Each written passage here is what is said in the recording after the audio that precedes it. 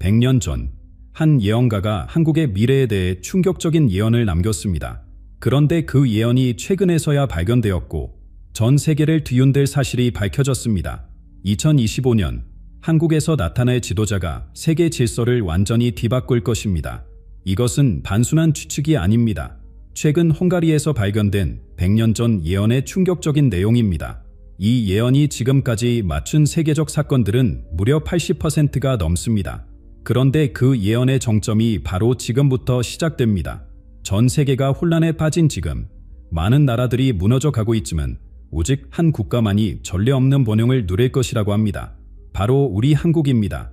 한국이 세계의 새로운 중심이 되고 동방의 사자라 불리는 지도자가 등장해 이 모든 변화를 이끈다는 것입니다. 이미 우리 주변에서 이 예언의 징후가 나타나고 있습니다. 그리고 이 모든 변화의 시작은 2025년 대통령 선거에서 결정됩니다. 지금 이 순간, 절대 놓쳐서는 안 될 진실을 공개합니다. 여러분이 이 영상을 끝까지 봐야 하는 이유가 여기에 있습니다. 보이 페트르. 이 이름은 지금까지 우리에게 생소했습니다. 하지만 앞으로 이 이름은 세계 역사를 새롭게 해석하는 열쇠가 될 것입니다. 20세기 초반 헝가리에서 태어난 그는 평범한 사제의 삶을 살았습니다. 그러나 밤이 되면 그는 놀라운 비전에 사로잡혔습니다. 꿈속에서 그는 미래를 보았고 그것을 일기장에 기록했습니다. 잠들어 있던 동양의 호랑이가 사자로 변하여 세계를 이끌 것이다. 이것은 보이 페트르가 1922년 2월 기록한 문장입니다. 당시에는 아무도 이 말의 의미를 이해하지 못했습니다. 그의 예언 얘기는 헝가리 부다페스트 외곽의 작은 수도원 지하실에 묻혀 있었습니다. 그리고 놀랍게도 불과 몇 달 전인 2024년 10월 수도원 보수 공사 중에 발견되었습니다. 발견된 자료를 분석한 연구팀은 경악을 금치 못했습니다. 페트르는 두 차례의 세계대전, 소련의 몰락, 인터넷의 등장, 2020년 세계적 전염병, 그리고 가장 최근에는 2024년 세계 경제 위기까지 정확히 예측했습니다. 그리고 그의 예언 중 가장 중요한 부분이 2025년부터 시작된다는 사실에 모두가 주목하게 되었습니다. 페트르의 예언 중 한국에 관한 내용은 더욱 놀랍습니다. 그는 반도의 나라가 세계의 빛이 될 것이라고 명확히 언급했습니다. 그가 말한 동방의 사자는 2025년 한국에서 등장할 지도자를 가리키며 이 인물은 단순한 정치인을 넘어 세계적 영향력을 가진 인물이 될 것이라고 했습니다. 고요한 아침의 나라가 세계의 저녁을 밝힐 것이다. 페트르의 이 예언은 한국의 전통적 별명을 직접 언급했습니다. 어떻게 그가 100년 전 헝가리에서 고요한 아침의 나라라는 한국의 별명을 알고 있었을까요? 이것만으로도 그의 예언의 신빙성이 높아집니다. 페트르의 예언 중 이미 실현된 것들을 살펴보면 그가 한국에 대해 언급한 내용도 현실이 될 가능성이 높아 보입니다. 그는 동양의 반도 국가가 문화로 세계를 정복한 후 영적으로 세계를 변화시킬 것이라고 했습니다. 한류의 세계적 확산은 이미 그의 예언의 첫 번째 부분이 실현되고 있음을 보여줍니다. 여러분, 지금 우리는 역사의 전환점에 서 있습니다. 보이 페트르의 예언이 계속해서 현실이 된다면 2025년은 한국 역사상 가장 중요한 해가 될 것입니다. 페트르의 문서에 묘사된 동방의 사자는 독특한 특징과 놀라운 능력을 지닌 인물로 그려져 있습니다. 이 신비로운 지도자의 출현이 어떻게 한국과 세계의 미래를 바꿀지 그 예언의 세부 내용을 살펴봐야 합니다. 페트르의 예언서에는 동방의 사자에 대한 놀라운 묘사가 담겨 있습니다. 그는 이 인물을 새삼을 뒤엎을 불꽃 같은 영혼의 소유자라고 표현했습니다. 일반적인 정치인들과는 확연히 다른 특성을 지닌 인물이라는 것이죠. 그는 정치 경험이 거의 없지만 대중을 이끄는 탁월한 능력을 가진 사람으로 묘사됩니다. 페트르의 기록에 따르면 이 지도자는 어둠 속에서 빛을 발하는 자로서 50대 중반의 나이에 갑작스럽게 정치 무대에 등장합니다. 그는 전통 정치인들의 갖지 못한 통찰력과 직관을 갖고 있으며 그의 말 한마디가 수백만 명의 마음을 움직이는 힘을 가졌다고 합니다. 페트르는 이 사람의 외모까지 묘사했는데 날카로운 눈빛과 넓은 이마, 그리고 미소 지을 때면 모두를 안심시키는 얼굴이라고 했습니다. 지금 한국의 정치 상황을 보면 페트르의 예언이 더욱 의미심장하게 다가옵니다. 최근 2024년 말부터 시작된 정치적 혼란과 경제 불안정은 새로운 종류의 지도자를 갈망하는 분위기를 만들어내고 있습니다.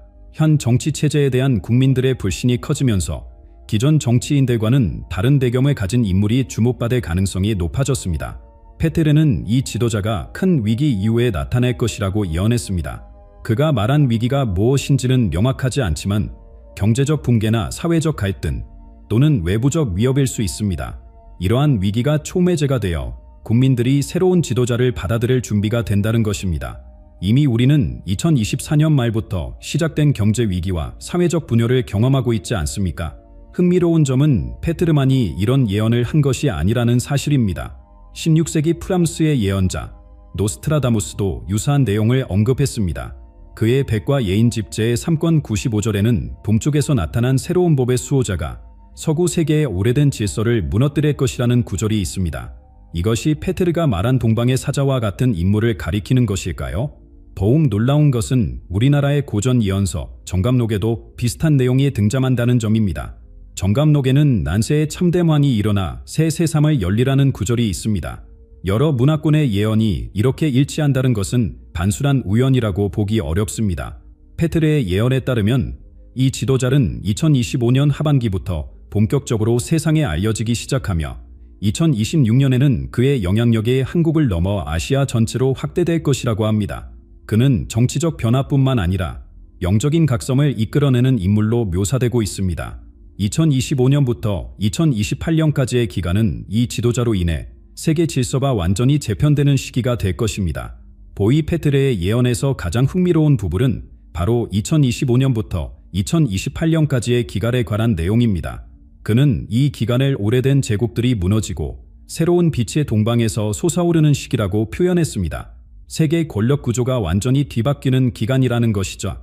페테르는 기존 서구 강대국들의 영향력이 급격히 감소할 것이라고 예측했습니다. 특히 미국과 유럽의 경제적, 정치적 우위가 약화되고 동아시아를 중심으로 한 새로운 세력축이 형성된다고 했습니다. 그가 100년 전에 쓴 기록에는 황금 북수리가 날개를 졌고 붉은 용은 힘을 잃으며 반도의 사자가 새로운 질서를 만들 것이라는 구절이 있습니다. 여기서 황금 북수리는 미국, 붉은 용은 중국을 의미하는 것으로 해석됩니다. 놀랍게도 현재 세계 정세를 보면 이러한 예언이 현실화되고 있음을 알 수 있습니다. 미국의 내부 갈등과 중국의 경제 성장 둔화는 이미 시작되었습니다. 최근 미국과 중국 사이의 패권 경쟁이 격화되면서 두 강대국 모두 내부적 문제로 인해 약화되고 있는 것이 현실입니다. 이런 상황에서 한국은 새로운 세계 질서의 중심축이 될 기회를 갖게 됩니다. 페테르는 한국이 단순한 경제 강국을 넘어 세계를 이끄는 문화적, 영적 중심지가 될 것이라고 예언했습니다. 반도의 국가가 세계의 양심이 되어 동서양을 연결하는 다리가 될 것이라는 그의 말은 한국의 미래 역할을 정확히 묘사하고 있습니다. 이러한 변화가 한국 경제에 미칠 영향은 상상을 초월합니다. 페테르는 사자의 나라에 황금비가 내릴 것이라고 표현했습니다. 한국의 원화가 세계의 주요 기축통화로 부상하고 한국 기업들이 새로운 세계 표준을 만들어갈 것이라는 의미로 해석됩니다. 특히 인공지능, 신재생 에너지, 우주 산업 분야에서 한국이 주도권을 잡게 될 것이라고 했습니다. 하지만 이러한 대변혁의 시기는 수많은 부정과 위험도 함께 가져옵니다. 페테르는 사자의 길이 순탄하지만은 않을 것이라고 경고했습니다. 그는 특히 동북아시아 지역에서 영토 분쟁과 자원 경쟁이 격화될 가능성을 언급했습니다. 일본과 중국, 러시아 등 주변국들과의 긴장 관계가 고조될 수 있다는 것입니다. 또한 한국 내부에서도 이러한 변화에 대한 저항이 있을 것이라고 예측했습니다. 오래된 사고방식을 가진 이들이 새로운 시대의 도래를 방해할 것이라는 구절은 보수와 진보 간의 갈등이 더욱 심화될 수 있음을 시사합니다. 이 과정에서 사회적 분열과 정치적 혼란이 발생할 수 있지만 결국 동방의 사자의 리더십 아래 한국 사회는 이러한 도전을 극복하고 새로운 단계로 도약하게 될 것이라고 합니다. 페테르가 예언한 이 대변혁의 시기에는 자연의 변화도 함께 찾아옵니다. 그는 지구 환경의 급격한 변화와 함께 여러 지역에서 자연재해가 발생할 것이라고 했습니다. 특히 일본과 중국 해안 지역에 큰 재앙이 닥칠 것이라는 예언은 우리에게 경각심을 불러일으킵니다. 그는 바다가 땀을 삼키고 불의 산이 깨어날 때 섬나라는 크게 흔들릴 것이라고 기록했습니다. 이는 일본의 대규모 지진과 쓰나미, 그리고 화산 폭발이 연이어 발생할 것임을 암시합니다. 페테르는 이 재앙이 2026년 중반에 시작되어 2027년까지 지속될 것이라고 예측했습니다. 놀랍게도 그는 진원지까지 언급했는데 섬나라의 주만구에서 시작되어 동쪽 해안으로 확산될 것이라고 했습니다. 이는 일본 혼슈 중부에서 시작하여 관동 지방으로 퍼지는 대재앙을 의미하는 것으로 보입니다. 일본의 이러한 재난은 동아시아 전체에 심각한 영향을 미칠 것입니다. 세계 3위 경제대국인 일본의 위기는 글로벌 경제에 큰 충격을 주게 됩니다. 페테르는 섬나라의 고통이 세계 경제의 균형을 무너뜨리지만 이웃 나라에게는 기회가 될 것이라고 말했습니다. 놀라운 사실은 한국이 이러한 자연재해로부터 상대적으로 안전할 것이라는 예언입니다. 페테르는 반돌은 천국의 보호를 받아 파도와 불로부터 안전할 것이라고 기록했습니다. 이는 한반도가 지질학적으로 안정된 상태를 유지하며 대규모 자연재해로부터 보호받을 것임을 시사합니다. 이러한 지리적 안정성은 한국에게 전례 없는 기회를 제공합니다. 페테르는 안전한 땅을 찾아 많은 이들이 반도로 모여들 것이라고 예언했습니다. 이는 주변국의 재난을 피해 한국으로 이주하는 인구가 급증할 것임을 의미합니다. 실제로 최근 몇 년간 일본과 중국에서 한국으로의 이주 문의가 증가하고 있는 추세입니다. 이러한 인구 유입은 한국 경제에 새로운 활력을 불어넣을 것입니다. 페테르는 이방인들이 가져오는 지식과 재산이 반도를 더욱 풍요롭게 할 것이라고 했습니다. 특히 첨단 기술 분야의 전문가들이 대거 유입되면서 한국의 기술 경쟁력이 더욱 강화될 것으로 보입니다. 페테르는 이러한 자연재해가 단순한 우연이 아니라 지구의 재구성 과정의 일부라고 설명합니다. 땅과 바다가 새로운 경계를 그리는 시기가 올 것이라는 그의 말은 지구 환경이 근본적으로 변화하고 있음을 의미합니다. 이 시기에 한국은 지리적 안정성과 함께 환경적 지속 가능성에서도 선도적 역할을 하게 될 것이라고 합니다. 흥미로운 점은 페테르가 이러한 환경 변화와 정치적, 사회적 변화 사이의 연관성을 강조했다는 것입니다. 자연의 균형이 무너질 때 인간 사회의 균형도 새롭게 재편된다는 그의 말은 환경 변화가 새로운 세계 질서 형성에 촉매제 역할을 한다는 것을 시사합니다. 페테르의 예언에 따르면 이 시기에 한국은 환경 위기에 대응하는 세계적 리더십을 발휘하게 됩니다. 반도의 국가가 자연과의 조화로운 삶의 모델을 세계에 보여줄 것이라는 그의 말은 한국이 친환경 기술과 지속 가능한 생활 방식의 선구자가 될 것임을 의미합니다. 이러한 변화 속에서 페테르는 한국인들에게 자연의 변화를 두려워하지 말고 새로운 시대의 기회로 받아들이라고 조언합니다. 자연재해의 시대는 분명 도전이지만 동시에 한국이 세계적 영향력을 확대하고 더 나은 미래를 창조할 수 있는 기회이기도 합니다. 페테르의 예언에서 동방의 사자는 단순한 정치인을 넘어선 존재로 묘사됩니다. 그는 이 인물의 하늘의 뜻을 받들어 새 시대를 열자라고 표현했습니다. 이는 세계 여러 문화권에서 나타나는 예언적 지도자 혹은 메시아적 인물의 개념과 맞닿아 있습니다. 역사적으로 많은 문명에서 위기의 시대에 등장하는 구원자적 지도자에 대한 예언이 있어왔습니다.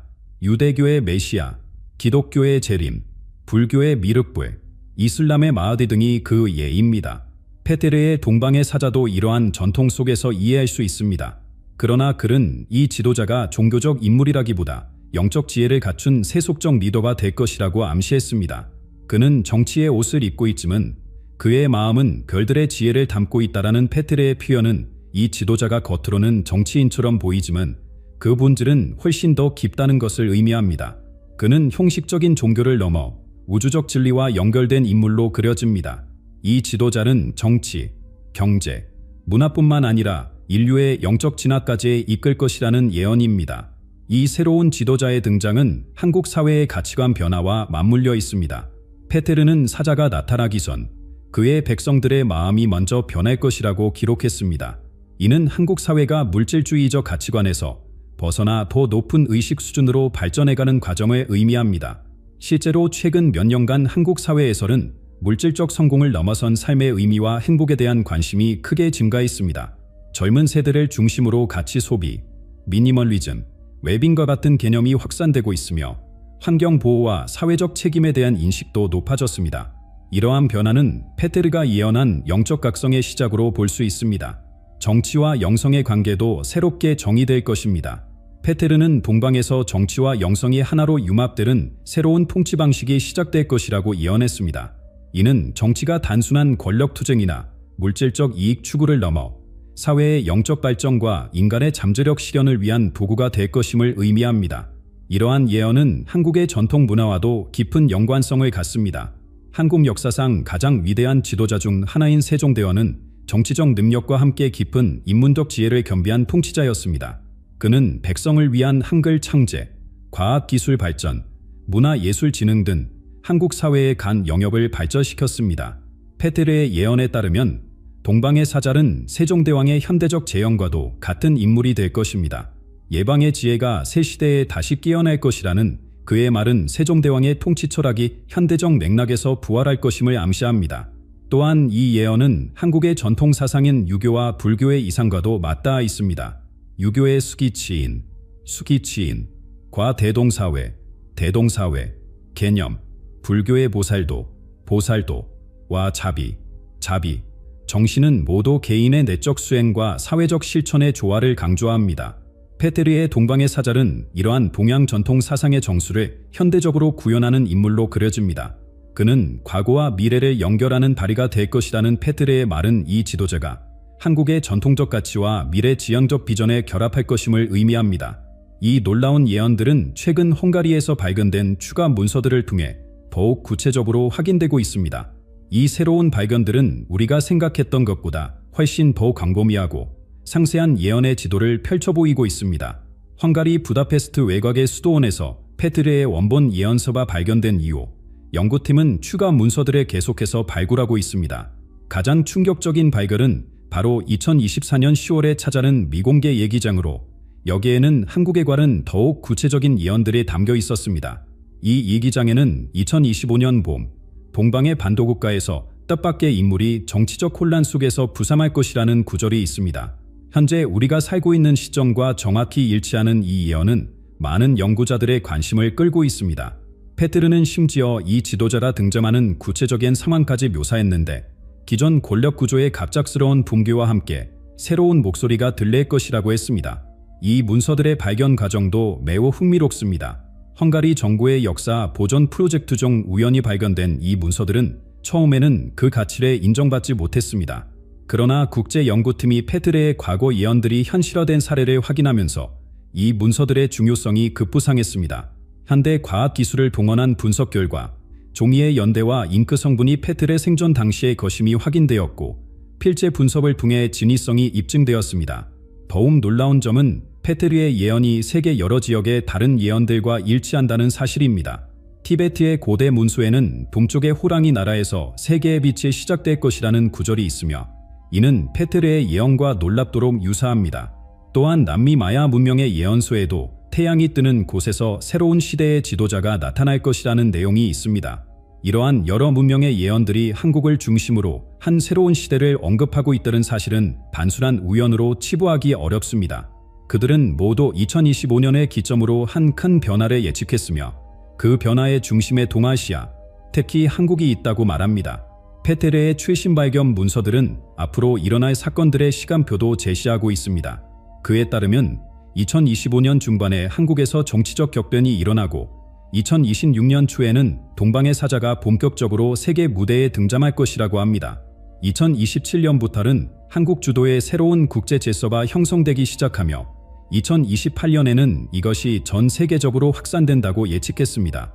이 모든 예언들이 현재 한국에 주는 의미는 무엇일까요? 우리는 이미 변화의 초기 단계에 있다고 볼 수 있습니다. 최근 한국 사회의 정치적 지형들은 급격히 변화하고 있습니다. 기존 정당 체제의 약화, 무소속 인사들의 부상, 그리고 국민들의 새로운 지도력에 대한 갈망이 커지고 있습니다. 또한 경제적으로도 변화의 조짐이 보입니다. 한국의 첨단 기술 기업들이 세계 시장에서 주도권을 잡기 시작했으며 한국의 문화적 영향력은 이미 전례 없는 수준에 도달했습니다. 특히 한국의 대중문화뿐만 아니라 철학, 생활방식, 그리고 가치관까지 세계적으로 주목받고 있는 현상은 페테르의 예언이 현실화되고 있음을 보여주는 징후일 수 있습니다. 페테르의 새로운 문서들은 우리에게 미래를 위한 준비를 촉구합니다. 그는 변화의 물결이 갑자기 밀려올 때 준비된 자들만이 그 위에 탈 수 있을 것이라고 경고했습니다. 이제 우리는 단순한 호기심을 넘어 이 예언이 제시하는 미래에 어떻게 대비할지 진지하게 고민해야 할 시점에 있습니다. 한국의 새로운 역할, 그리고 그 중심에 있을 미스터리한 지도자의 등장을 주목해야 할 때입니다. 페테르 예언의 핵심은 한국이 단순한 경제 강국을 넘어 인류의 등대가 될 것이라는 점입니다. 그는 동방의 반도국가가 영혼의 빛을 전 세계에 비출 것이라고 적었습니다. 이는 한국이 물질적 성공을 넘어 영적, 도덕적 지침을 제시하는 나라로 발전한다는 의미입니다. 이미 우리 주변에서 이런 변화의 조짐이 보이고 있습니다. 한국의 전통 사상과 현대적 가치관이 결합된 독특한 영성 문화가 세계적으로 주목받기 시작했습니다. 템플스테이, 명상 프로그램, 한국식 웨빙 라이프 스타일 등이 해외에서 큰 인기를 끌고 있습니다. 이른바 K-스피리추얼리티가 새로운 글로벌 트렌드로 자리 잡고 있는 것입니다. 페트르는 이러한 K-스피리추얼리티가 2026년부터 본격적으로 세계를 변화시키기 시작할 것이라고 예측했습니다. 동방의 지혜가 서구의 과학과 만나 새로운 인류 문명의 기초를 세울 것이라는 그의 말은 한국이 물질과 정신의 조화로운 발전 모델을 제시할 것임을 암시합니다. 더욱 놀라운 것은 한국의 문화적 영향력이 이미 전례 없는 수준으로 확대되고 있다는 사실입니다. K-팝, K-드라마, K-영화, K-뷰티 등 한류 콘텐츠는 단순한 엔터테인먼트를 넘어 세계인들의 생활 방식과 가치관에 영향을 미치고 있습니다. 한국의 소프트 파워는 이미 그 어느 때보다 강력해졌습니다. 하지만 페테르의 예언에 따르면 지금까지의 한류는 단지 시작에 불과합니다. 그는 처음에는 노래와 이야기로 세계의 마음을 사로잡고 다음에는 가치관과 철학으로 세계의 정신을 변화시킬 것이라고 말했습니다. 이는 한국의 문화적 영향력이 단계적으로 깊어져 결국에는 세계의 사고방식과 가치체계에 근본적인 변화를 가져올 것임을 의미합니다. 이러한 문화적 영향력이 실질적인 리더십으로 발전하는 과정도 페트르는 상세히 묘사했습니다. 문화의 힘이 경제의 힘으로, 경제의 힘이 정치적 영향력으로 이어지며 마침내 영적 지도력으로 완성될 것이라는 그의 말은 한국의 세계적 위상이 단계적으로 높아질 것임을 보여줍니다. 이러한 대변혁의 시기에 한국 국민들의 역할은 무엇일까요?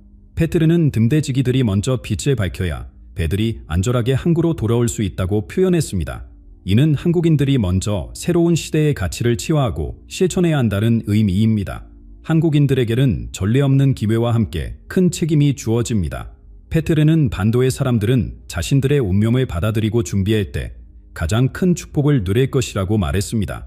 이는 우리가 이 변화의 물결에 적극적으로 대비하고 참여해야 함을 의미합니다. 구체적으로 한국인들은 어떻게 준비해야 할까요? 페테르는 3가지 키워드를 제시했습니다. 첫째, 전통과 현대의 조화. 둘째, 물질과 정신의 균형. 셋째, 개인과 공동체의 상생. 이 3가지 원칙을 실천하는 사회가 될 때 한국은 진정한 세계의 리더가 될 수 있다고 그는 예언했습니다. 물론 이 과정에는 수많은 도전도 따를 것입니다. 페테르는 빛이 강할수록 그림자도 짙어진다고 경고했습니다. 국내적으로는 세대 갈등, 가치관의 충돌, 변화에 대한 두려움이 사회적 분열을 가져올 수 있습니다. 국제적으로는 한국의 부상에 대한 견제와 경쟁이 심화될 것입니다. 그러나 페테르는 이러한 도전들을 한국인들이 지혜롭게 극복할 것이라고 믿었습니다. 사자의 백성들은 고난을 통해 더욱 강해질 것이라는 그의 말은 한국 역사에서 볼 수 있듯이 위기가 오히려 성장의 기회가 될 것임을 시사합니다. 이제 우리는 중요한 선택의 기로에 서 있습니다. 페테르가 예언한 세계의 등대 역할을 받아들이고 준비할 것인가? 아니면 현실에 안주하며 변화의 물결에 휩쓸릴 것인가? 역사는 지금 이 순간 우리의 선택을 주목하고 있습니다. 머지않아 다가올 2025년 후반기, 우리는 어떤 선택을 할까요? 지금까지 우리는 보이 페트레의 충격적인 예언을 함께 살펴보았습니다. 이제 그가 예견한 가장 중요한 사건들을 정리하고 앞으로 우리가 무엇을 기대할 수 있는지 알아보겠습니다. 페트레의 예언 중 가장 핵심적인 부분은 동방의 사자라 불리는 신비로운 지도자의 등장입니다. 그는 2025년 중반부터 한국 정치계에 새롭게 등장하여 2026년에는 국내를 넘어 아시아 전체에 영향력을 확대할 인물로 묘사됩니다. 이 지도자는 정치적 능력뿐만 아니라 깊은 영적 통찰력을 가진 사람으로 한국을 물질과 정신의 조화를 이루는 새로운 문명의 중심지로 이끌 것이라고 합니다. 페테르는 이 인물의 외모와 성격까지 구체적으로 묘사했습니다.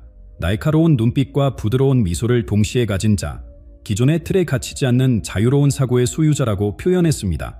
그는 전통 정치인의 배경이 아닌 문화나 기술 분야에서 갑작스럽게 정치 무대에 등장할 것이라고도 했습니다. 이 지도자의 정체성은 여전히 수수께끼이지만 그가 가져올 변화는 분명해 보입니다. 한국의 새로운 역할도 페테르 예언의 중요한 부분입니다. 그는 한국이 단순한 경제 강국을 넘어 세계의 영적, 문화적 중심지가 될 것이라고 예측했습니다. 특히 2026년부터 2028년까지의 기간은 한국이 세계 무대에서 전례 없는 영향력을 발휘하기 시작하는 시기가 될 것이라고 합니다. 미국과 중국의 패권 경쟁이 약화되는 가운데 한국은 새로운 균형자이자 조화의 중재자로 부상한다는 것입니다.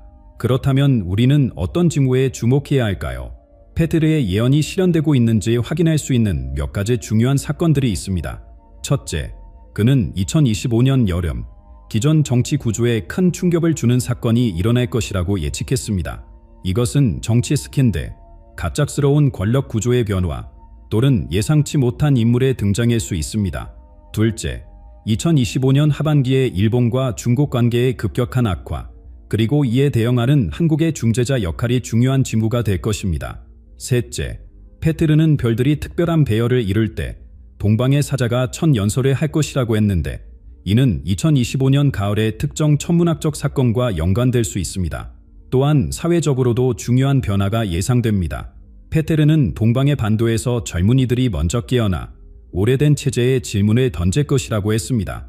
실제로 최근 한국의 젊은 세대들 사이에서는 기존 가치관과 사회 구조에 대한 근본적인 의문이 확산되고 있습니다.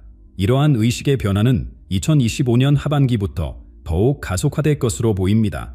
마지막으로 페트르는 반도의 화폐가 세계적 가치를 얻기 시작할 것이라고 했는데, 이는 한국 원화의 국제적 위상 강화를 의미하는 것으로 해석됩니다.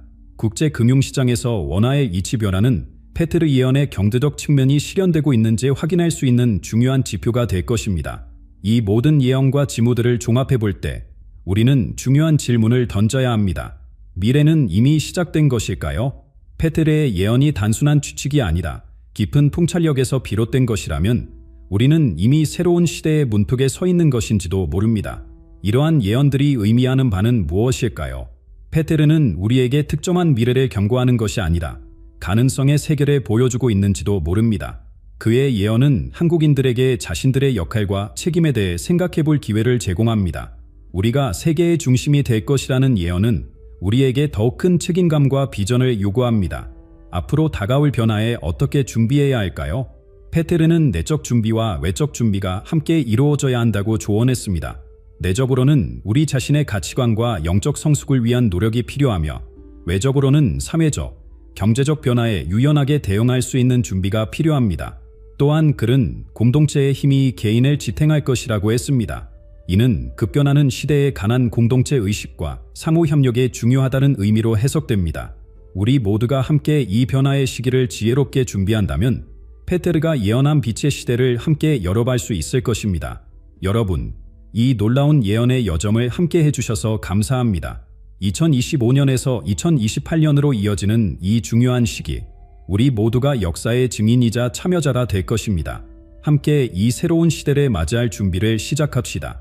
다가올 날들은 우리가 상상했던 것보다 더 놀랍고 의미 있는 시간이 될 것입니다. 만약 대한민국 대통령들이 모두 몰락한 이유가 단순한 정치 문제가 아니라 수백 년 전부터 이어진 저주 때문이라면 어떻게 하시겠습니까? 이승만에서 문재인까지 대한민국 역사상 단 한 명의 대통령도 명예롭게 퇴임하지 못했습니다.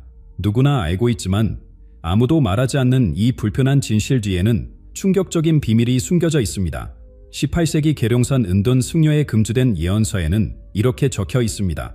9명의 통치자가 연달아 실패한 후 10번째 통치자의 시대의 첫 번째 징조가 나타나리니 이는 모든 일에 공포에 떨게 하리라.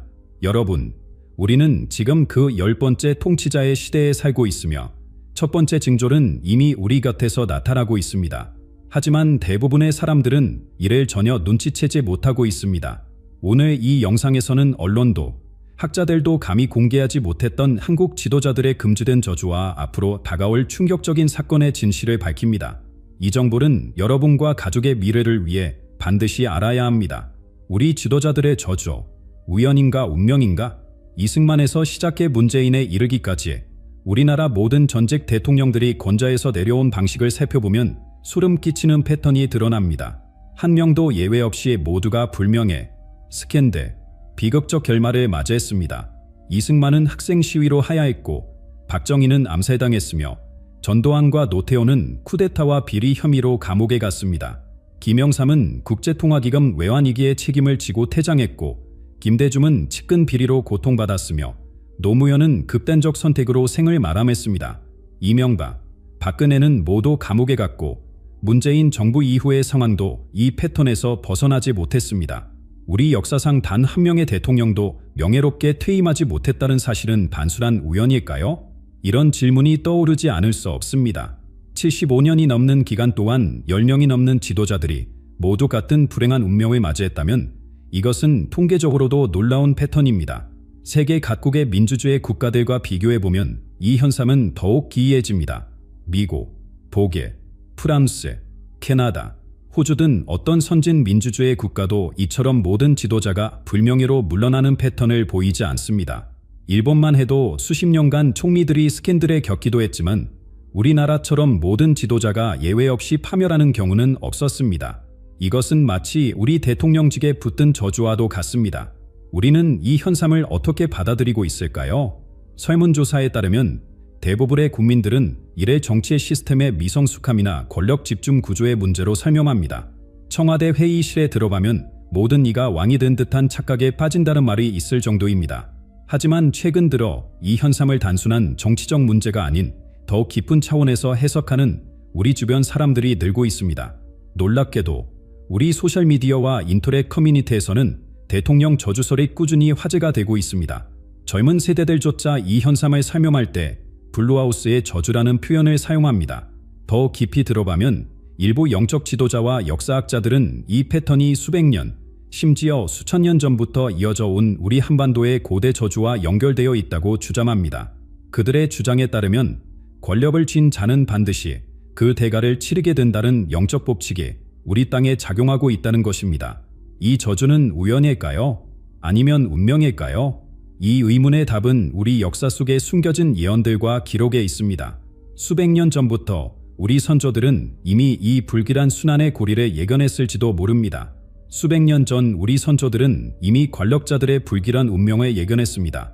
삼국유사, 삼국사기, 조선왕조실록 등 우리의 고문서에는 통치자들에 관한 수많은 예언과 경고가 기록되어 있습니다.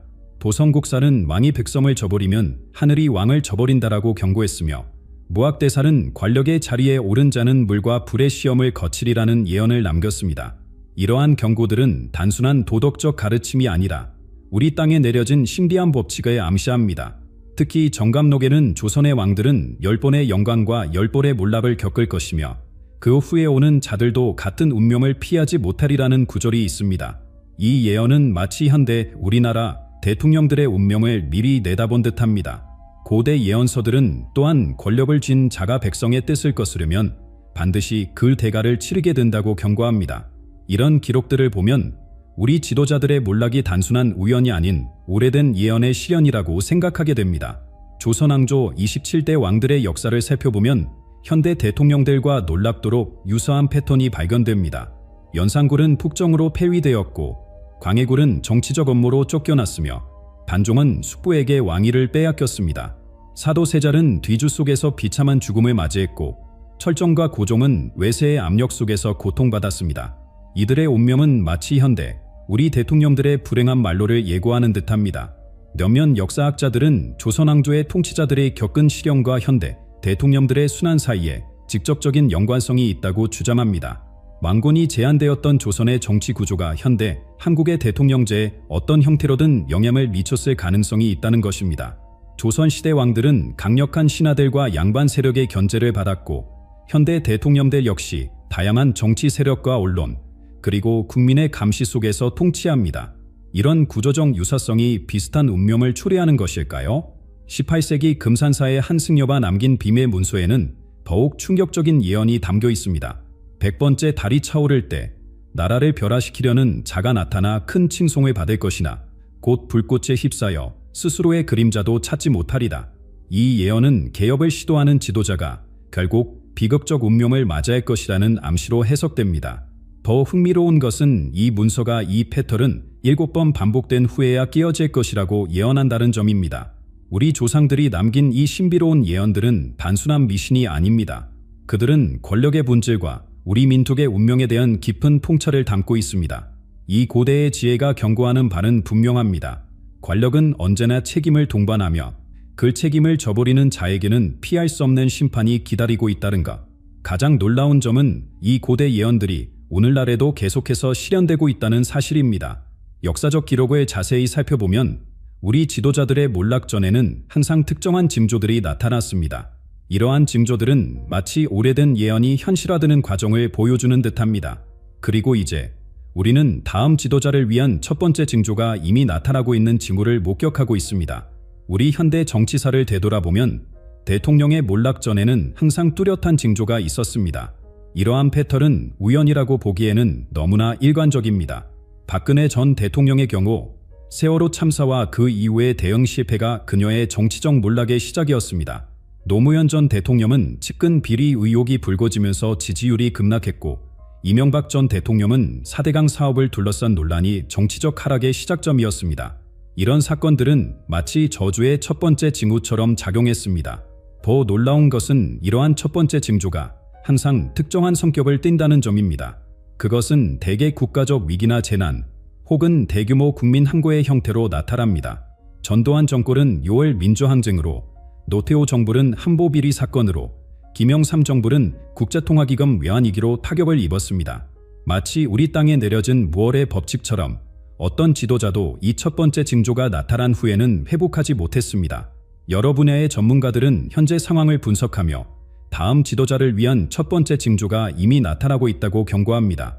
최근의 급격한 경제 양극화, 청년 실업률 증가, 부동산 시장의 불안정성, 그리고 동북아 정세의 긴장 구조 등이 그 징후로 지목됩니다. 한 저렴한 역사학자는 과거의 패턴을 보면 이러한 사회적, 경제적, 외교적 불안 요소들이 동시에 나타날 때 항상 정치적 격변이 뒤따랐다고 지적합니다. 놀라운 사실은 최근 급증하고 있는 사회적 분열과 갈등입니다. 세대 간, 계층 간, 이념 간 대립은 그 어느 때보다 심각해 보입니다. 한 정치 분석가는 이런 사회적 균열이 깊어질수록 다음 지도자에게 닥칠 시련은 더욱 거세질 것이라고 예측합니다.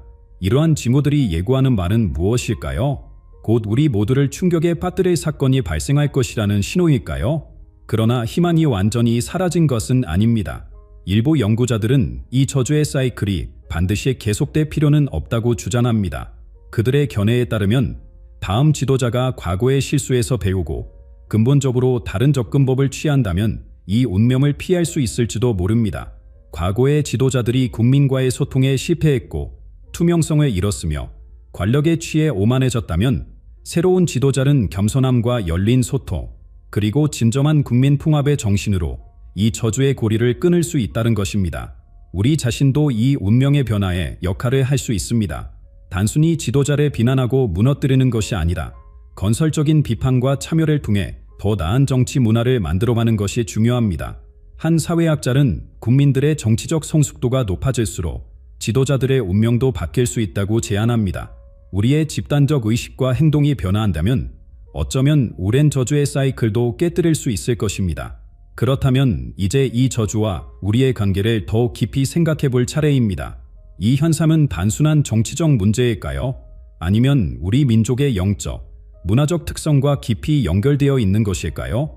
우리 문화에서 정치와 영성은 언제나 깊은 관계를 맺어왔습니다. 무속신앙에 따르면 모든 지도자에게는 수호신이 있어 그를 보호하고 인도합니다. 그러나 이 수호신은 지도자가 도덕적 원칙을 어기거나 국민의 신뢰를 저버리면 그를 떠난다고 합니다. 이런 관점에서 보면 우리 대통령들의 몰락은 단순한 정치적 패배가 아니라 영적 보호막의 상실로 이해할 수 있습니다. 무당들은 오래전부터 권력자가 백성의 목소리를 듣지 않으면 상실령과 조상신이 그를 버릴 것이라고 경고해왔습니다. 이는 단순한 미신이 아니라 권력과 책임의 균형에 대한 우리 고유의 지혜를 담고 있습니다. 흥미롭게도 많은 정치인들이 표면적으로는 이에 부정하면서도 중요한 결정을 내리기 전에 은밀히 무담을 찾는 경우가 있습니다. 영적 안내를 구하는 이 행동은 우리 정치 문화에 보이지 않는 측면입니다. 역사를 들여다보면 고대 왕들부터 현대 정치인들까지의 많은 지도자들이 영적 조언자들의 도움을 구했습니다. 신라의 왕들은 화랑도와 불교 승려들의 조언을 중요시했고 고려와 조선의 왕들도 중요한 국가 결정을 내리기 전에 승려들과 상의했습니다. 현대에 와서도 이런 전통은 형태만 바뀌어 계속되고 있습니다. 박정희는 자신만의 영적 조언자가 있었다고 알려져 있으며 최근의 정치인들 중에도 비공식적으로 점술가나 영적 지도자를 만나는 경우가 있다는 소문이 있습니다. 가장 충격적인 사례는 박근혜 전 대통령과 최순실의 관계였습니다. 이 사건은 단순한 권력 남용을 넘어 우리 정치 문화에 여전히 존재하는 영적 위존성을 드러냈습니다. 많은 사람들이 이 스캔들을 보며 충격을 받았지만 사실 이는 우리 정치 역사에서 반복되어 온 패턴의 현대적 표현이었습니다. 지도자가 올바른 판단력을 잃고 비정상적인 영향력에 지배될 때 그 결과는 항상 비극적이었습니다. 더 깊은 차원에서 일부 영적 지도자들은 우리나라가 집단적 카르마를 가지고 있다고 말합니다. 수세기에 걸친 외세의 침략, 식민 지배, 전쟁, 그리고 분달의 역사가 우리 민족의 집단 의식에 깊은 상처를 남겼다는 것입니다. 이 카르마는 모든 국민에게 영향을 미치지만 특히 권력의 정점에 선 지도자들에게 가장 강하게 작용한다고 합니다. 나라의 운명과 지도자의 운명은 하나라는 옛말이 있습니다. 이 관점에서 보면 우리 대통령들의 불행한 결말은 개인의 실패가 아니라 우리 모두가 공유하는 집단적 업보의 표현일 수 있습니다. 일부 명상 지도자들은 한 나라의 지도자는 그 나라 국민들의 집단 의식을 반영한다고 산용합니다. 즉, 우리가 지도자에게서 보는 문제점은 사실 우리 사회 전체의 문제점을 비추는 거울이라는 것입니다. 그렇다면 이 고리를 끊기 위해서는 정치적 변화만으로는 부족합니다. 우리 사회 전체의 의식 수준이 높아져야 하며 집단적 상처를 치유하는 과정이 필요합니다.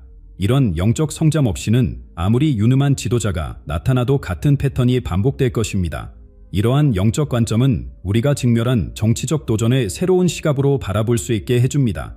그런데 이 모든 일의 배후에는 우리가 미처 인식하지 못하는 더 큰 힘이 작용하고 있을지도 모릅니다. 바로 세계 강대국들의 이해관계와 그들이 우리 정치에 미치는 영향력입니다. 우리나라는 지정학적으로 매우 중요한 위치에 있습니다. 미국, 중국, 러시아, 일본이라는 네 강대국 사이에 끼어있는 우리의 지리적 위치는 축복이자 동시에 커다란 도전입니다. 이런 위치 때문에 우리 지도자의 교체는 단순한 국내 정치 문제를 넘어 국제적 관심사라 됩니다. 역사적으로 보면 우리 대통령들의 부상과 몰락일은 항상 외부 세력의 그림자가 드리워져 있었습니다. 이승만 대통령의 하야부터 현재에 이르기까지 우리 정권 교체기에는 항상 미국이나 다른 강대국들의 영향력이 작용했습니다. 박정희 암살 당시 한미 관계는 매우 복잡했고 전두환 정권의 등장과 몰락도 국제적 맥락 없이는 이해하기 어렵습니다. 최근의 정권들도 마찬가지입니다. 남북관계, 한미동맹, 중국과의 경제협력, 일본과의 역사 문제는 복잡한 국제관계가 지도자들의 운명에 깊은 영향을 미쳤습니다. 더 놀라운 것은 우리의 고대 예언들도 이러한 외부 세력의 영향을 언급하고 있다는 점입니다.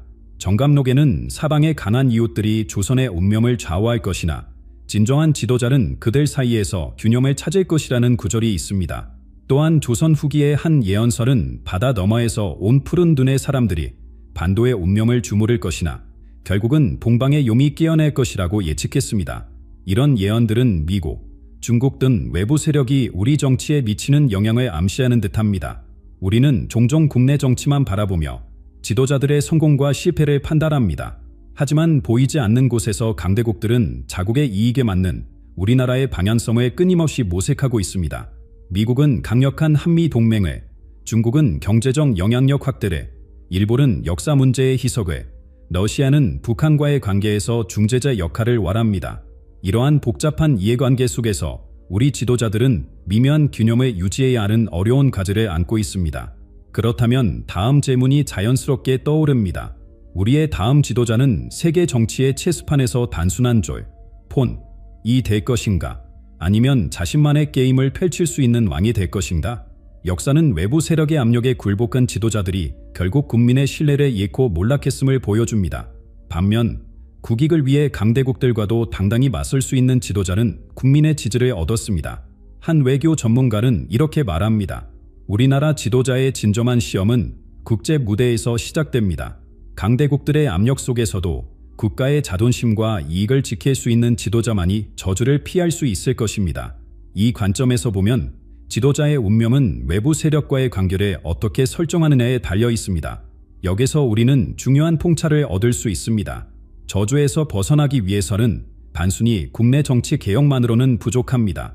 우리는 국제관계에서도 새로운 패러다임을 구축해야 합니다. 강대국들 사이에서 우리말의 독자적인 위치를 확립하고 그들의 이해관계에 휘둘리지 않는 자주적인 외교 정책을 펼칠 수 있어야 합니다.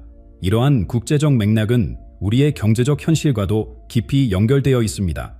결국 국가의 경제적 자립도가 외교적 자율성을 결정짓기 때문입니다. 우리 정치사에서 경제적 위기와 지도자의 몰락은 마치 쌍둥이처럼 함께해왔습니다. 김영삼 정부 말기의 국제통화기금 외환위기, 노무현 정부 시기의 부동산 폭등, 이명박 정부의 글로벌 금융위기, 박근혜 정부의 경기 침체까지 모든 정권은 심각한 경제적 부전에 직면했고 이것이 그들의 정치적 운명을 결정지었습니다. 이 패턴은 우연이라고 보기에는 너무 일관적입니다. 고대로부터 전해진 예언서들은 이미 이러한 연결고리를 암시했습니다. 백성의 밥그릇이 비면 왕의 자리도 흔들리리라는 고대 속담은 경제와 권력의 불가분한 관계를 보여줍니다. 더욱 흥미로운 것은 정감록의 한 구절입니다. 금이 땀을 뒤덮을 때 통치자의 운명이 결정되리니 백성의 한숨이 깊어질수록 권자는 더욱 위태로워지리다. 이는 경제적 불평등과 지도자의 몰락 사이의 관계를 예견한 듯합니다. 현재 우리 경제는 중대한 변곡점에 서 있습니다. 부동산 시장의 불안정성, 청년 실업, 고령화 위기, 글로벌 공급망 재편 등 수많은 도전에 직면해 있습니다. 이러한 경제적 징후들은 다음 지도자에게 닥칠 시험의 전조일 수 있습니다. 한 경제 전문가는 앞으로의 5년은 우리 경제의 운명을 결정할 중요한 시기가 될 것이라고 경고합니다. 그리고 이 경제적 운명은 곧 다음 지도자의 운명과 직결될 것입니다. 그렇다면 이 모든 증거를 볼 때 다음 지도자는 이 끔찍한 사이클을 피할 수 있을까요?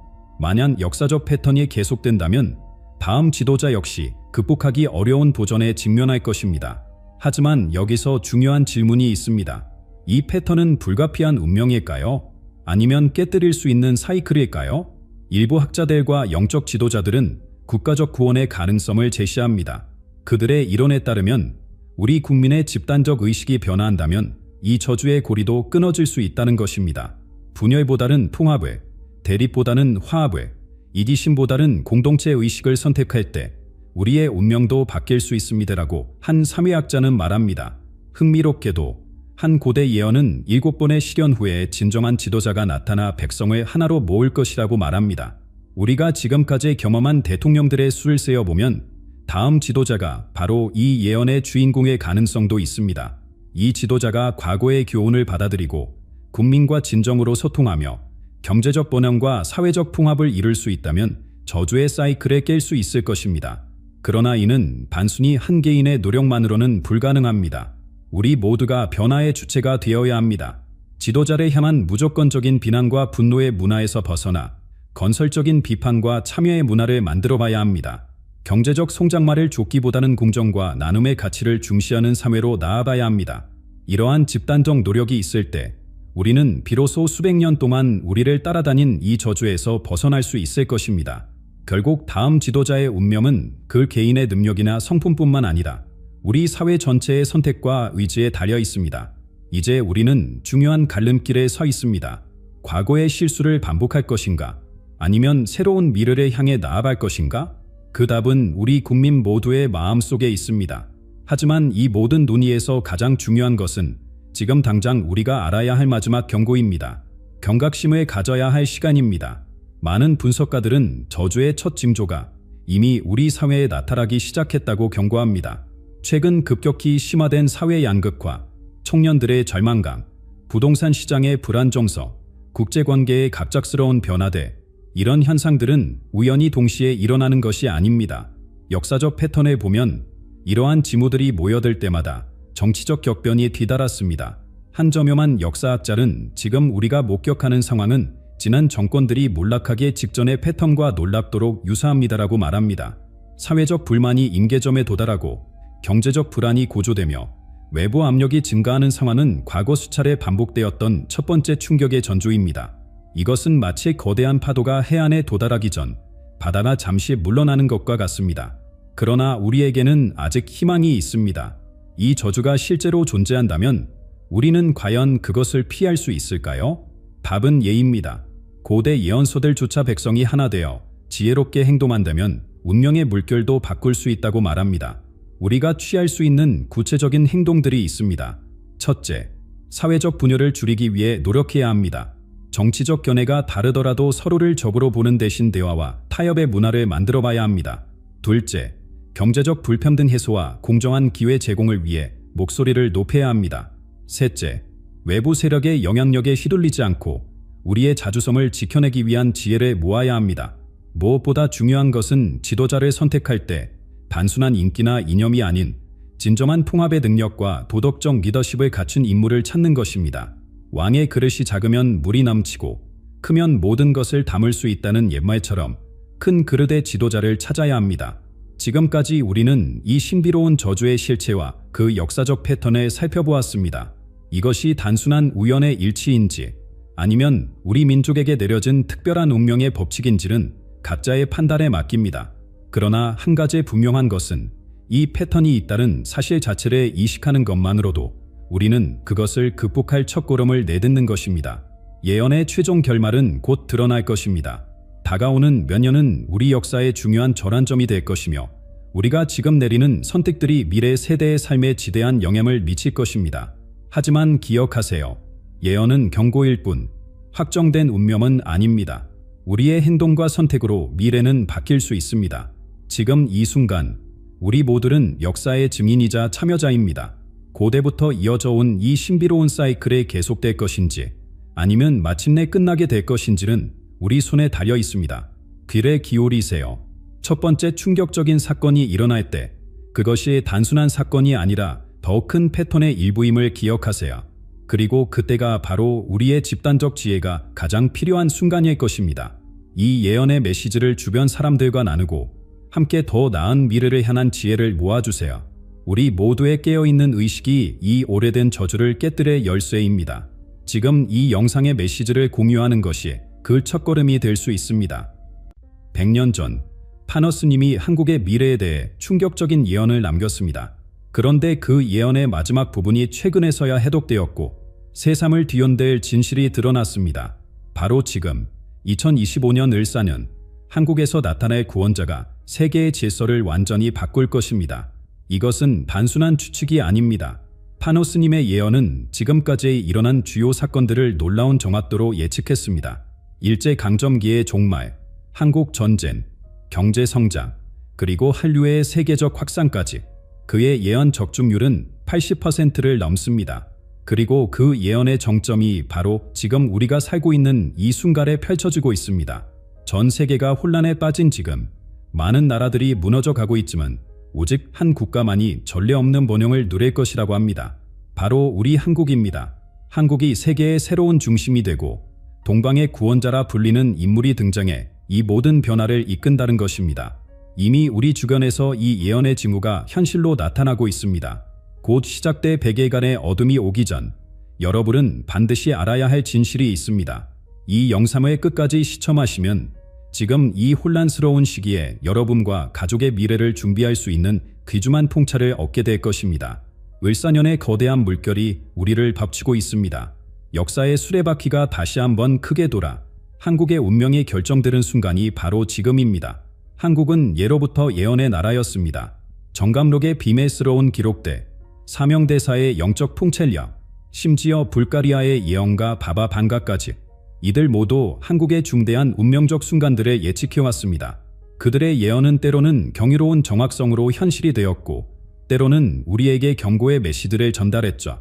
이 모든 예언가들 중에서도 가장 눈여겨봐야 할 인물이 있습니다. 바로 파너 스님입니다. 그의 예언은 단순한 점괘나 미래 예측이 아닌 깊은 영적 통찰과 역사적 이해를 바탕으로 한 것이었습니다. 파너 스님은 1913년 강원도에서 태어나 일제강점기와 한국 전쟁의 고통을 직접 겪었습니다. 어린 시절부터 비범한 영적 능력을 보였던 그는 금강산 마하여 남자에서 수행하며 깊은 영적 깨달음을 얻었습니다. 불교 경전에 정통했던 그는 단순한 승려가 아닌 민족의 미래를 내다보는 해안에 가진 스승이었습니다. 한국은 세계의 영적 중심이 될 것이다. 이것이 타너 스님이 남긴 가장 강력한 메시지 중 하나입니다. 당시에는 가난하고 전쟁으로 피해받은 나라였던 한국이 세계의 중심이 된다니 얼마나 황당한 말로 들렸을까요? 그러나 오늘날 한국의 대중음악, 한국 드라마, 한국의 첨단 기술이 전 세계를 사로잡고 있는 현실을 보면 그의 예언이 하나씩 실현되고 있음을 부인할 수 없습니다. 파너스님의 예언 중 가장 중요한 것은 바로 을사년에 관한 것입니다. 그는 2025년 을사년이 한국 역사의 큰 전환점이 될 것이라고 예견했습니다. 그리고 우리는 지금 그 예언의 한가운데 살고 있습니다. 전 세계적 혼란과 격변 속에서 한국만이 독특한 운명의 길을 걷고 있다는 느낌이 들지 않으신가요?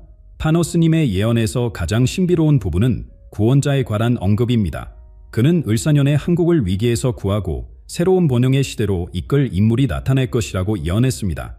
이 구원자, 나는 개념은 한국의 영적 전통에서 깊은 의미를 가집니다.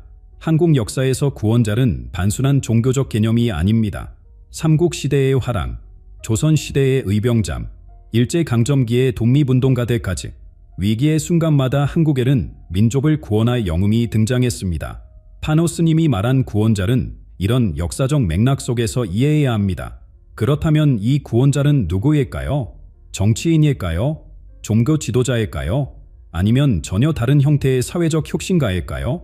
파너스님은 이 인물이 전통적인 의미의 지도자와는 다를 것이라고 암시했습니다.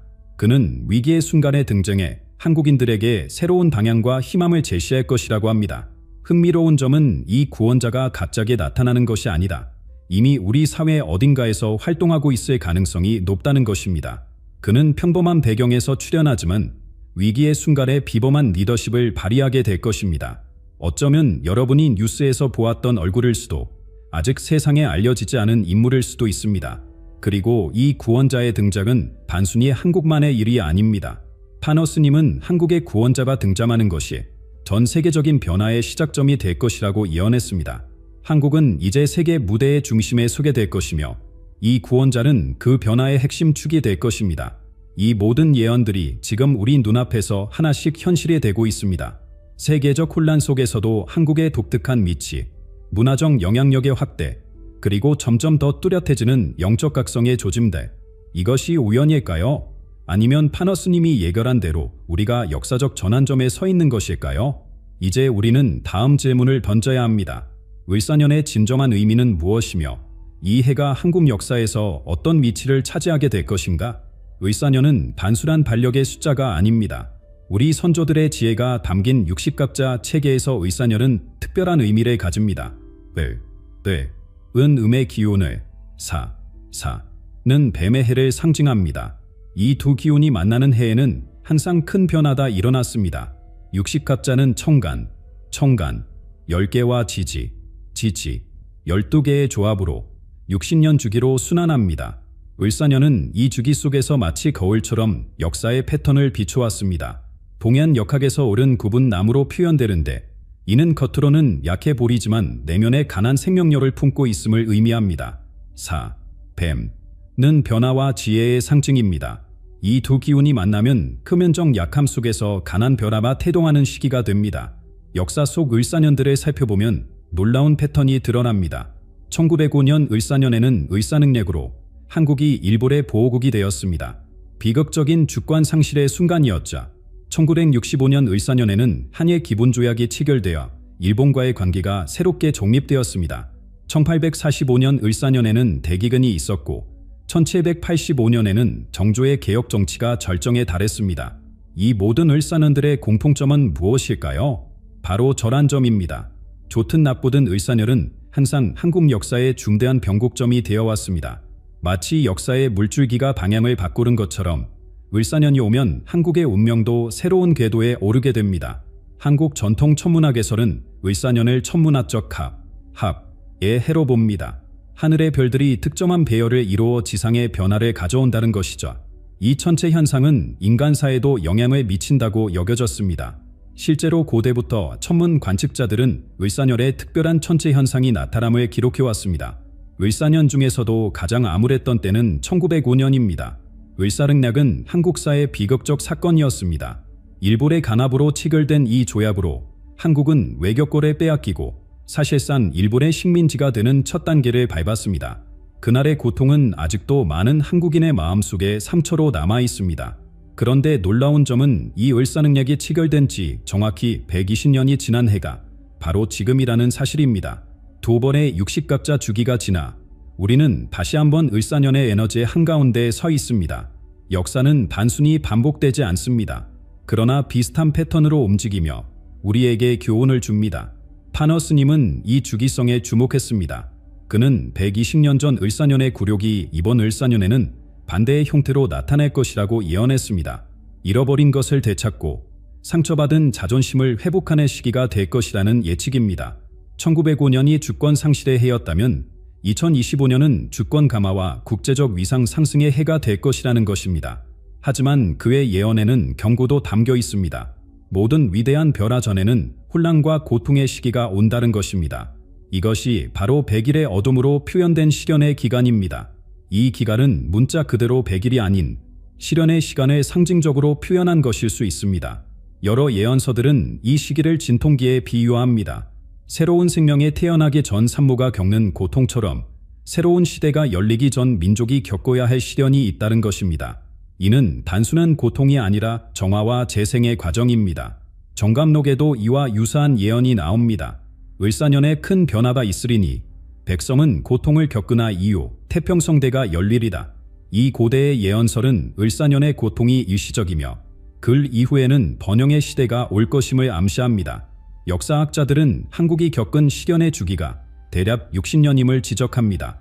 1905년 을사릉야, 1965년 한일협정, 그리고 지금 각 시기마다 한국은 정체성의 위기와 재정립을 경험했습니다.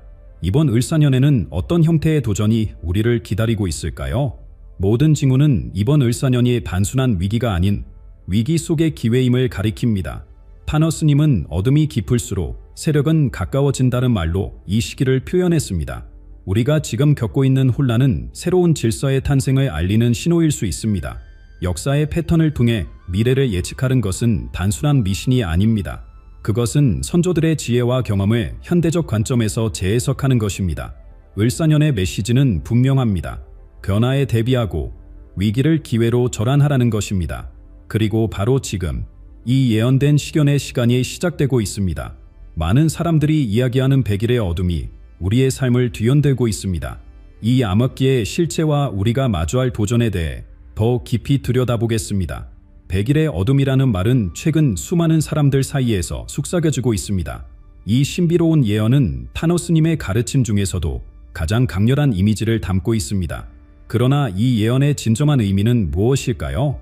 표면적으로 100일의 어둠은 문자 그대로 빛이 사라지는 기간으로 해석될 수 있습니다.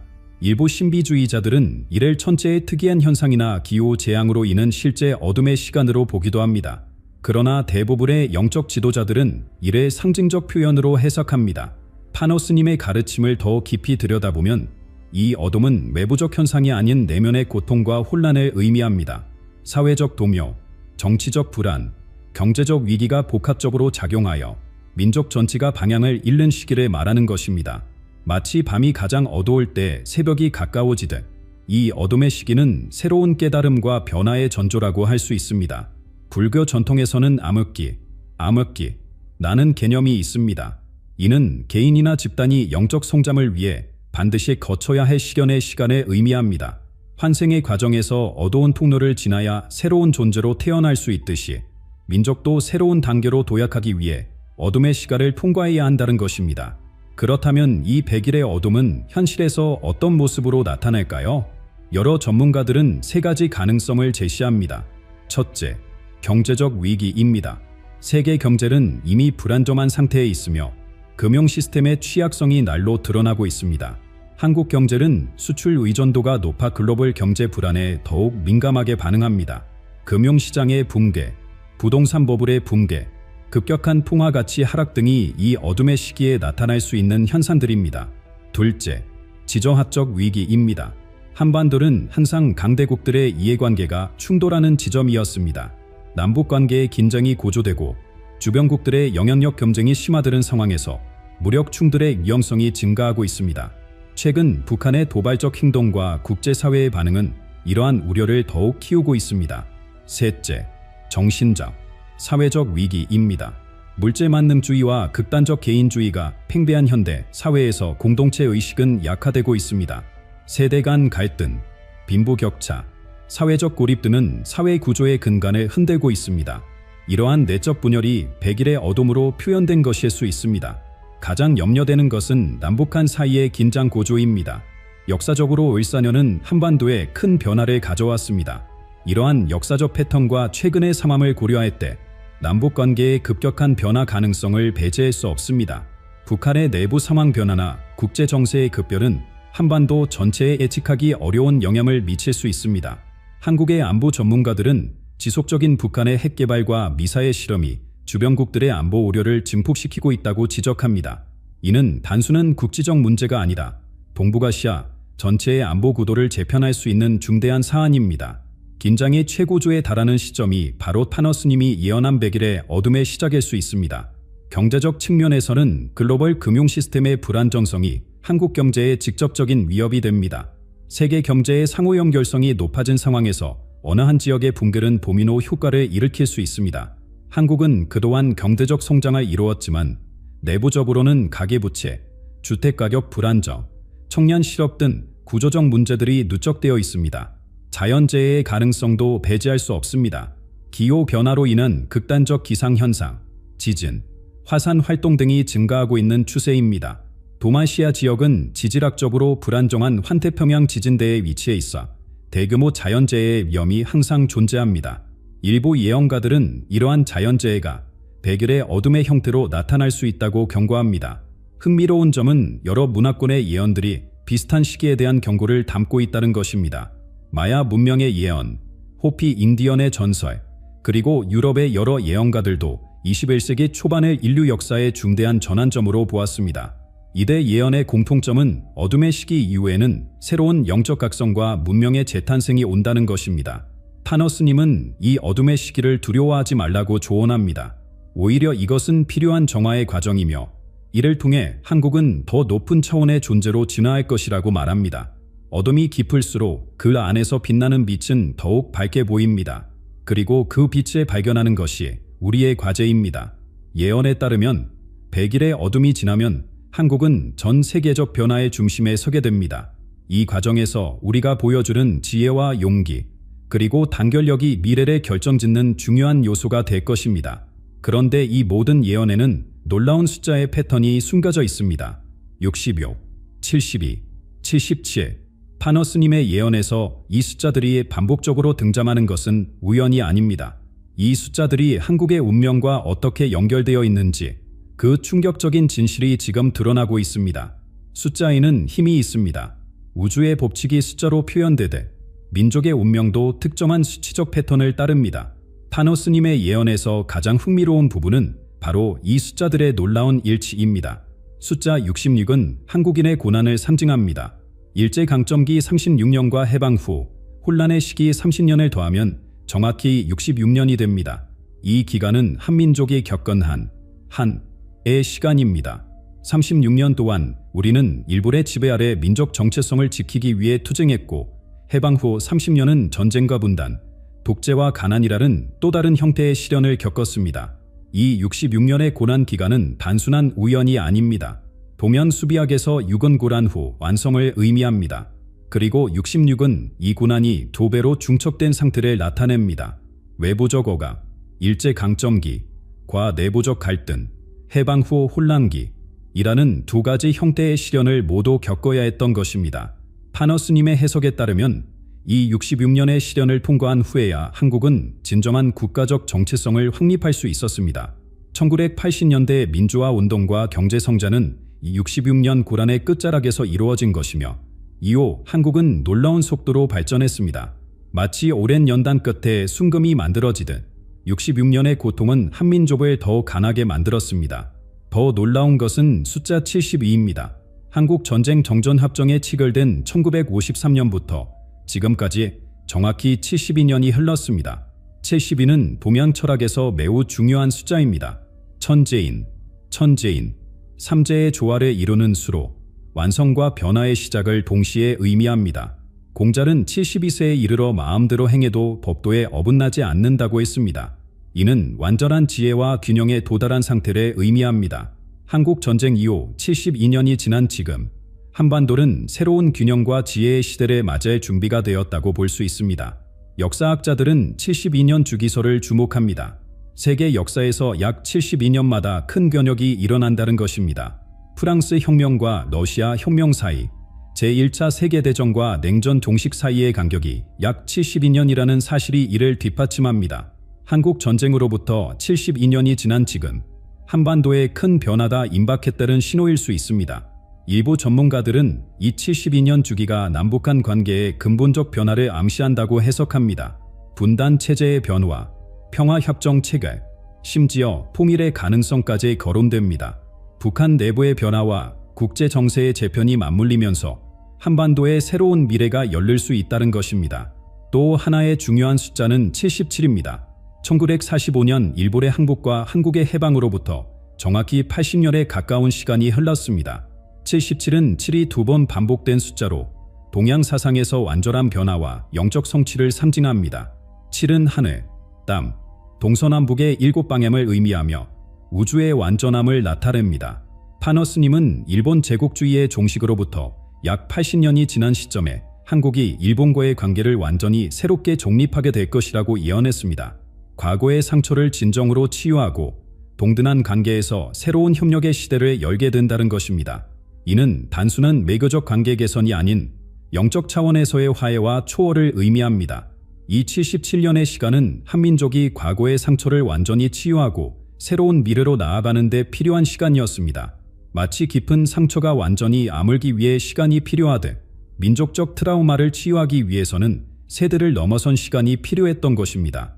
이 세 숫자 60요, 72, 77이 모두 2020년대 초반에 완성된다는 사실은 우연이 아닙니다. 파너스님은 이 시기를 삼수의 합일이라고 표현했습니다. 세 가지 다른 차원의 시련과 성숙이 동시에 완성되는 시기라는 것입니다. 이것이 바로 을사년이 특별한 이유입니다. 더욱 놀라운 점은 이 숫자들의 합입니다.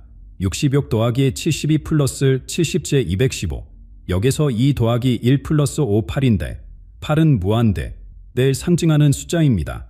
이는 한국이 무한한 가능성의 시대로 진입함을 의미합니다. 과거의 시련을 모두 통과한 한국은 이제 무한한 성장과 번영의 길로 들어설 준비가 되었습니다. 이 모든 숫자적 일치는 한민족의 역사라 단순한 우연이 아니라 우주적 법칙과 조화를 이루며 진행되고 있음을 보여줍니다. 우리가 지금 겪고 있는 혼란과 불확실성은 이 거대한 숫자의 패턴 속에서 필연적인 과정입니다. 숫자의 신비는 여기서 그치지 않습니다.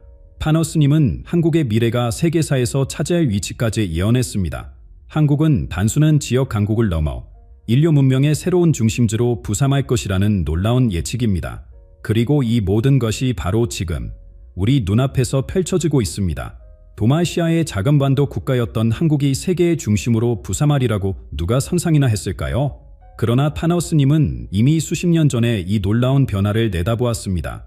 그의 예언 중 가장 대담한 것은 바로 한국의 세계적 위상에 관한 것입니다. 한국은 미래의 세계의 영적, 기술적 중심지가 될 것이다. 이것이 파너스님의 핵심 예언입니다. 그가 이 말을 했을 때만 해도 한국은 전쟁의 폐허에서 막 벗어난 가난한 나라였습니다. 그런 나라가 세계의 중심이 된다는 주장은 당시에는 거의 망상처럼 들렸을 것입니다. 그러나 지금 우리가 목격하고 있는 현실은 어떻습니까? 한국의 문화적 영향력은 전례 없이 확대되고 있습니다. 한국의 대중음악은 전 세계 차트를 석권하고 한국 드라마와 영화는 국제적 찬사를 받으며 한국의 패션과 미용 트렌드는 글로벌 스타일을 선도하고 있습니다. 이것은 단순한 문화적 성공이 아닌 파너스님이 예언한 영적 영향력의 시작입니다. 문화적 확산은 단순한 엔터테인먼트를 넘어섭니다. 한국 문화에 담긴 정서적 깊이, 공동체 의식, 조화와 균형의 가치는 물질주의와 개인주의에 지친 현대인들에게 새로운 영적 방향을 제시합니다. 이것이 바로 파너스님이 말한 영적 중심지의 의미입니다. 기술적 측면에서도 한국의 부상은 눈부십니다. 반도체, 디스플레이, 통신 기술에서 한국 기업들은 세계를 선도하고 있습니다. 인공지능, 로봇공학, 신재생 에너지 분야에서도 혁신에 거듭하고 있죠. 파너스님이 말한 기술적 중심지로서의 역할도 현실이 되고 있는 것입니다. 이러한 문화적, 기술적 영향력은 자연스럽게 외교적, 정치적 영향력으로 이어집니다. 한국은 이제 주요 20개국 글로벌 회원국으로 국제 무대에서 중요한 목소리를 내고 있습니다. 기후변화, 팬데믹 대응, 경제협력 등 글로벌 이슈에서 한국의 역할이 점점 커지고 있습니다. 그러나 타노스님의 가장 충격적인 예언은 따로 있습니다. 그는 한국의 부상이 주변 강대국들의 약화와 함께 일어날 것이라고 예견했습니다. 구체적으로 그는 일본의 부분적 침몰과 중국의 내부 분열을 언급했습니다. 일본은 환태평양 지진대에 위치한 나라로 항상 대규모 지진과 쓰나미 위험에 노출되어 있습니다. 타너스님은 대규모 자연재해가 일본 열도의 일부를 침수시키고 이로 인해 일본의 국제적 영향력이 크게 약화될 것이라고 예언했습니다. 이것은 단순한 재난 예측이 아니라 동아시아 권력 구도의 변화를 예견한 것입니다. 최근 일본 주변의 지질학적 활동이 증가하고 있다는 사실은 이러한 예언에 무게를 더합니다. 지진학자들은 도쿄를 중심으로 한 관동 지방의 대규모 지진이 임박했다는 경고를 계속해서 발표하고 있습니다. 이러한 자연재해는 이미 경제적 어려움을 겪고 있는 일본에 결정적 타격을 줄 수 있습니다. 중국에 관해서는 더욱 놀라운 예언을 남겼습니다. 타너스님은 중국이 내부적 갈등으로 인해 여러 개의 독립적인 지역으로 분열될 것이라고 예측했습니다. 거대한 영토와 다양한 민족 구성을 가진 중국은 중앙정부의 통제력이 약화되면 분열의 가능성이 있다는 것입니다. 실제로 중국은 티베트, 신잠, 내몽골, 홍콩 등 여러 지역에서 분리주의 움직임과 민족 갈등을 겪고 있습니다. 경제적 불균형, 부패 문제, 환경오염 등은 중국 내부의 불만을 증폭시키는 요인입니다. 이러한 내부적 도전들이 중국의 영향력 확대를 제한할 수 있습니다. 이러한 지역 강대국들의 약화는 한국에게 전례 없는 기회를 제공합니다. 타너스님은 이러한 변화 속에서 한국이 동아시아의 새로운 중심 국가로 부상할 것이라고 예언했습니다. 한국은 지정학적 갈등에서 벗어나 평화와 번영의 새로운 모델을 제시하게 될 것이라는 것입니다. 이는 단순한 국력의 성장을 넘어 새로운 문명적 가치를 세계에 전파하는 역할을 의미합니다. 물질과 정신의 조화, 전통과 혁신의 균형, 개인과 공동체의 상승 등 한국 문화에 내재된 가치들이 미래 세계의 지침이 될 것이라는 예언입니다. 타너스님은 이러한 변화가 단순히 우연히 일어나는 것이 아니라 한민족의 역사적 사명이라고 강조했습니다. 오랜 고난의 시간은 한국을 세계를 이끌 준비된 민족으로 단련시켰다는 것입니다. 분달의 아픔, 전쟁의 상처, 가난과 독재를 견뎌낸 경험이 오히려 한국에게 특별한 통찰력과 리더십을 부여했다는 해석입니다. 그렇다면 이제 중요한 질문이 남아 있습니다. 이 모든 변화의 중심에 소개될 인물은 누구일까요? 타너스님은 한국의 세계적 부상을 이끌 구원자가 나타날 것이라고 예언했습니다. 이 인물의 정체와 역할은 무엇일까요? 모든 위대한 변화의 시기에는 그 변화를 이끄는 인물이 등장합니다. 타너스님의 예언 중 가장 많은 사람들이 궁금해하는 부분이 바로 이것입니다. 을사년에 나타날 구원자는 과연 누구일까요? 타너스님은 이 인물을 동방의 빛으로 표현했습니다. 그는 전통적인 지도자의 모습과는 다른 새로운 유형의 인물이 될 것이라고 했습니다. 정치인일 수도, 기업인일 수도, 종교 지도자일 수도 있지만 어느 한 분야에 국한되지 않는 통합적 리더십을 가진 사람입니다. 이 구원자의 특징은 명확합니다. 그는 카리스마와 비전을 갖추고 있으면서도 겸손과 봉사정신에 잃지 않을 것입니다. 전통적 가치와 현대적 혁신을 동시에 추구하며 분열된 사회를 하나로 통합할 수 있는 능력을 갖추고 있습니다. 무엇보다 그는 단순한 군매 지도자가 아닌 세계적 영향력을 가진 인물이 될 것입니다. 흥미로운 점은 이 인물이 갑자기 등장하는 것이 아니라 이미 우리 사회에서 활동하고 있을 가능성이 높다는 것입니다. 타너스님은 진정한 지도자는 어둠 속에서 빛을 준비한다고 했습니다. 지금 이 순간에도 미래의 구원자는 조용히 자신의 역할을 준비하고 있을지 모릅니다. 일부 학자들은 이 구원자가 한 개인이 아닌 집단적 리더십의 형태로 나타날 수 있다고 해석합니다. 다양한 분야의 혁신가들이 함께 협력하여 한국 사회의 변화를 이끌어내는 형태입니다. 이것은 개인 숭배가 아닌 공동체적 지혜에 기반한 새로운 리더십 모델일 수 있습니다. 그렇다면 을사년에 우리는 무엇을 기대할 수 있을까요? 현재 우리가 목격하고 있는 징후들은 이미 큰 변화가 시작되었음을 보여줍니다. 경제적으로는 기존 산업 구조의 혁신과 새로운 성장 동력의 발굴이 진행 중입니다. 인공지능, 생명공학, 우주산업 등 미래 산업에서 한국의 위상이 높아지고 있습니다. 사회적으로는 가치관의 큰 변화가 일어나고 있습니다. 물질주의에서 벗어나 삶의 질과 행복을 중시하는 경향, 환경과 지속 가능성에 대한 관심 증가, 공동체 의식의 회복 등은 모두 타너스님이 예언한 정신적 각성의 신호로 볼 수 있습니다. 국제적으로는 한국의 역할이 점점 커지고 있습니다. 분쟁 지역의 평화 중재자, 기후 변화 대응의 선도자, 문화적 영향력의 확대 등 한국은 이미 세계 무대에서 중요한 행위자로 자리매김하고 있습니다. 그러나 이러한 변화는 순탄하게만 진행되지는 않을 것입니다. 을사년은 도전과 기회가 공존하는 시기입니다. 파노 스님이 예언한 100일의 어둠은 우리가 극복해야 할 시련의 시간을 의미합니다. 경제적 불안정성, 사회적 갈등, 국제적 긴장이 고조될 수 있습니다. 이 시기를 현명하게 대처하기 위해서는 개인적, 집단적 준비가 필요합니다. 파노 스님은 3가지 준비를 강조했습니다. 첫째, 정신적 각성입니다. 물질적 가치를 넘어서는 내면의 성찰과 영적 성장이 필요합니다. 둘째, 공동체 의식의 강화입니다. 분열과 갈등을 넘어 하나됨을 추구해야 합니다. 셋째, 지혜로운 선택입니다. 중요한 순간에 올바른 결정을 내릴 수 있는 판단력을 키워야 합니다. 을사년은 한국 역사의 중대한 전환점입니다. 이 시기에 우리가 어떤 선택을 하느냐에 따라 미래가 결정될 것입니다. 파노 스님의 예언은 결정론적 운명이 아니라 가능성과 선택에 관한 것입니다. 우리가 올바른 선택을 한다면 한국은 진정으로 세계의 중심 국가로 부상할 것입니다. 어둠 속에서도 빛은 항상 존재합니다. 을사년의 도전을 통과하며 한국은 더 강하고 지혜로운 나라로 발전할 것입니다. 그리고 그 중심에는 우리 모두가 함께 만들어가는 새로운 역사가 있을 것입니다. 지금까지 파노 스님의 을사년 예언에 대해 살펴보았습니다. 이 모든 예언이 실현될지는 우리의 선택과 행동에 달려 있습니다. 함께 희망의 미래를 만들어 갑시다.